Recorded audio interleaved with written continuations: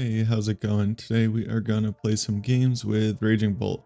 Now Raging Bolt got a pretty good new upgrade with the newest set in the Briar card. Briar says when our opponent is at 2 prizes, our Terra Pokemon take an extra prize when knocking out our opponent's active Pokemon. So this can help against any 1 prize deck where we can just knock out a small Pokemon with Teal Mask Ogerpon.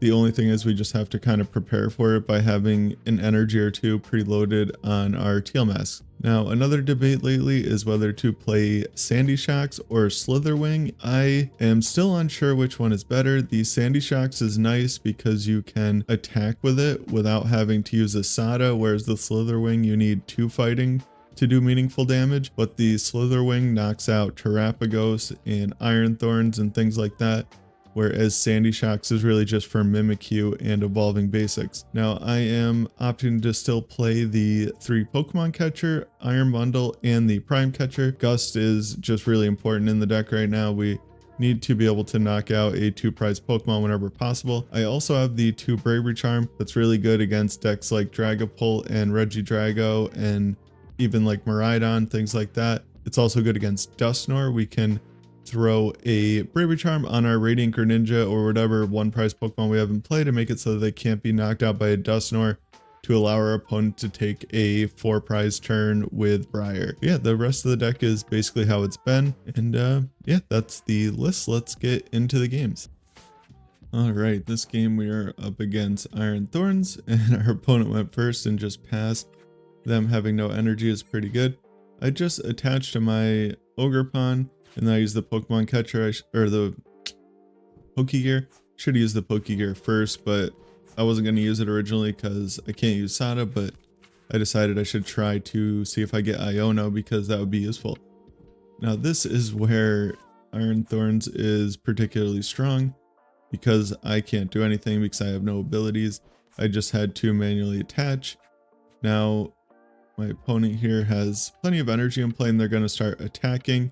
So I'm going to throw this energy onto the Fezandipiti just to have a retreat pivot option and have an extra Pokemon in play, because I assume they would judge or disrupt my hand at some point.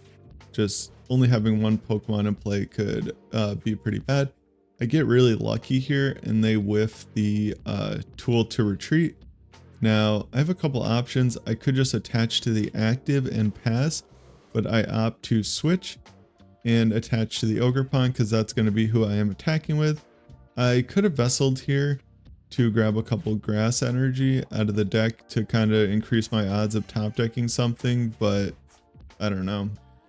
I probably should have done that. I could have got rid of Bravery Charm because I don't think it really makes a difference in any of the math right now. So this turn I am going to do that and just kind of set up and retreat and start attacking with this Ogerpon. I grab a fighting energy just to have the option to attach to a Raging Bolt if I were to top deck it, or maybe if I get to knock this guy out, I can get it off the prizes.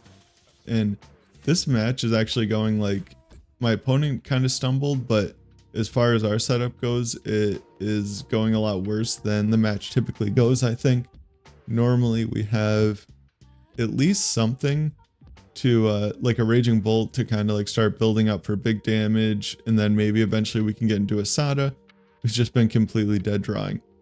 Now I'm pretty glad that I grabbed that fighting energy. The Sandy Shocks will make it a pretty good reason to grab the fighting. And now I can initiate a 2-shot on this Iron Thorns here. I was just debating if I should retreat and hit into it for 90, but there's really no point in doing that. I need to take advantage of all my energy attachments while I can. So they attack with the active one because I'm guessing they couldn't retreat, which is pretty good for me.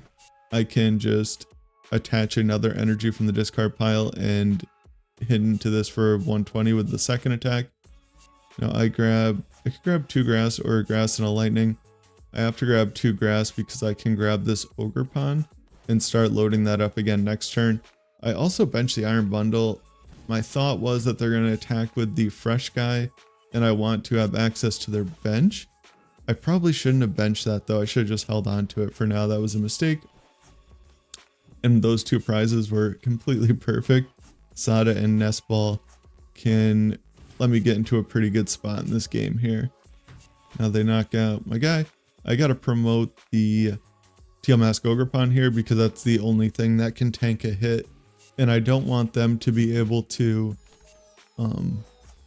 like take a free prize without having to use boss or something like that. And yeah, now I could Vessel for another energy, and I could Iron Bundle and then Prime Catcher and knock out this Iron Thorns, which I don't know how I didn't see that at the time.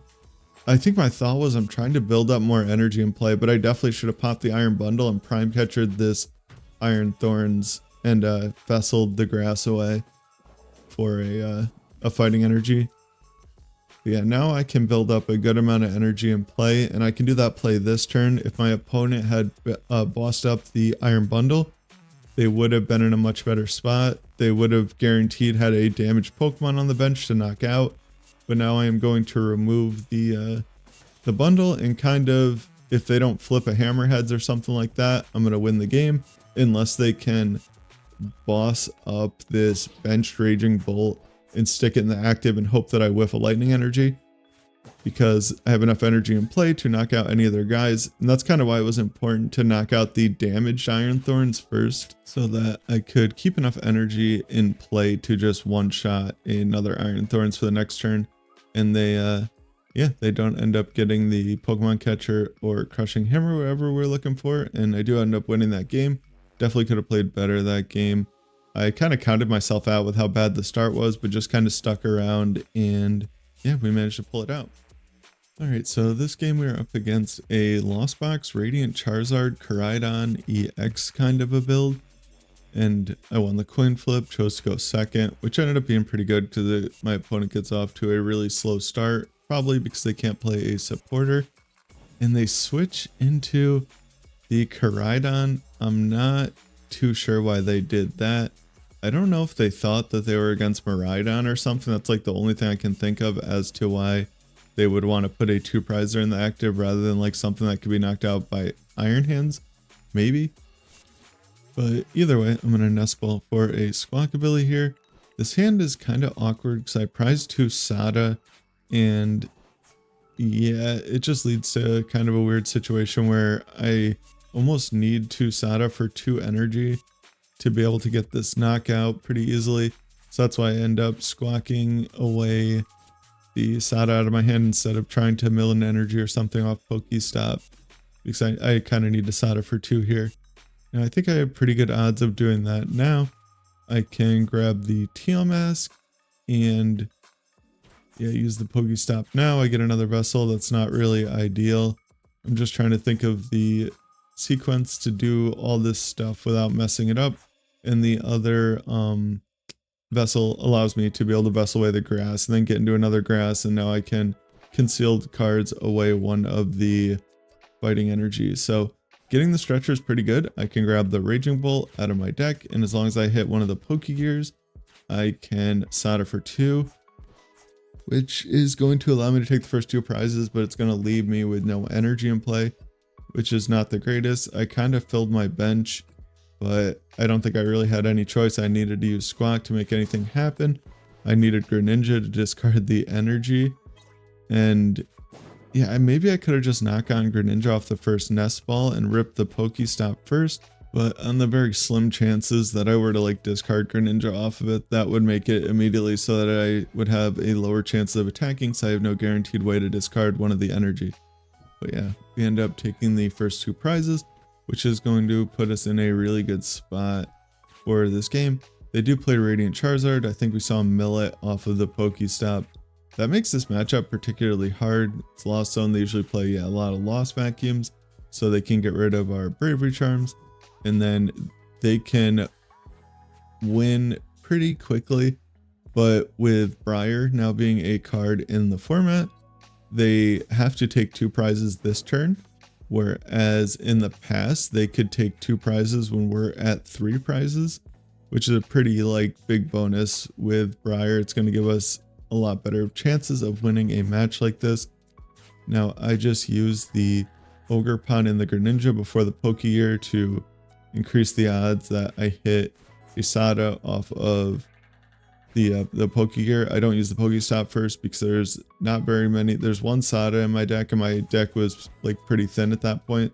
So at this point in the game, I like to use PokéStop last because there's like much greater odds of milling Sada off of it.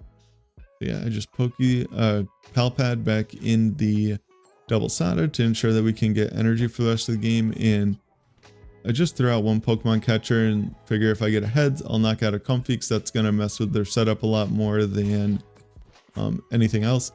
I also should have probably just grabbed double Lightning off of the Energy Retrieval earlier in the turn so that I could have got rid of the Lightning energy and then had both of my Raging Bolts needing the same type of energy to attack. So that's definitely a little bit of a mistake. But yeah, my opponent definitely needs to knock me out this turn and also disrupt my hand.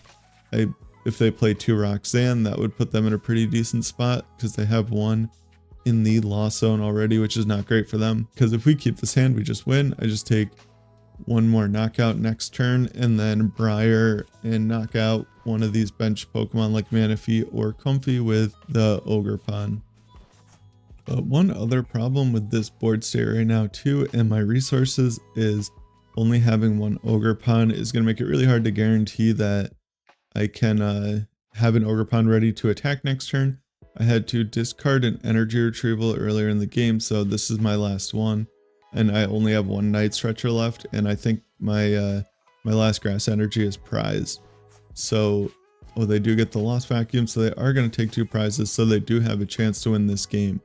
Now, I have a choice here. I obviously have to send up the Raging Bolt, but I can either bench another Ogerpon or bench another Raging Bolt, and I'm not 100% sure. I think I end up making the wrong choice. I'm not sure exactly what the correct choice is right now, but I decided to bench the Raging Bolt to get more energy in play with Sada, but I think in hindsight, I probably should have benched the Ogerpon and just hope that I got the grass energy off of the prizes. Because the reason I don't bench the Ogerpon is because I have no way to make it so that I could attack with this other Ogerpon. So it would kind of be pointless if they knocked out the 2 energy Ogerpon. I wouldn't be able to attack with the one that would have 1 energy on it anyway, unless I hit the grass off the prizes. So I do just decide to bench the Raging Bolt, and it doesn't matter what energy I put on it because I have both types in hand.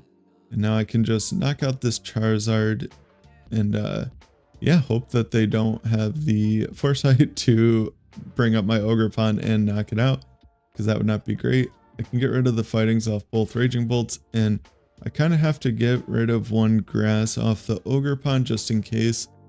I don't want to kind of make it too obvious either that this is my plan.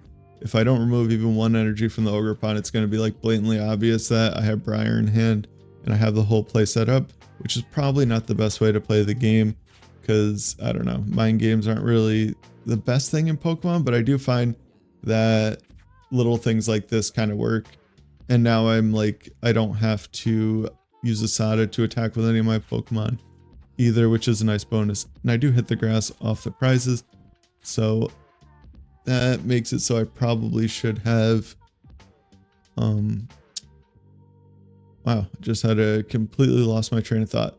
That makes it so I should have benched the other Ogerpon and just remove like 2 energy off my Raging Bolt and then 1 off the Ogerpon to leave 2 Ogerpon with 1 energy and a Raging Bolt with 0, which does look kind of weird, but you know, that would make it so I have guaranteed game, but you can't really plan on the 33% chance to hit the grass off the prizes.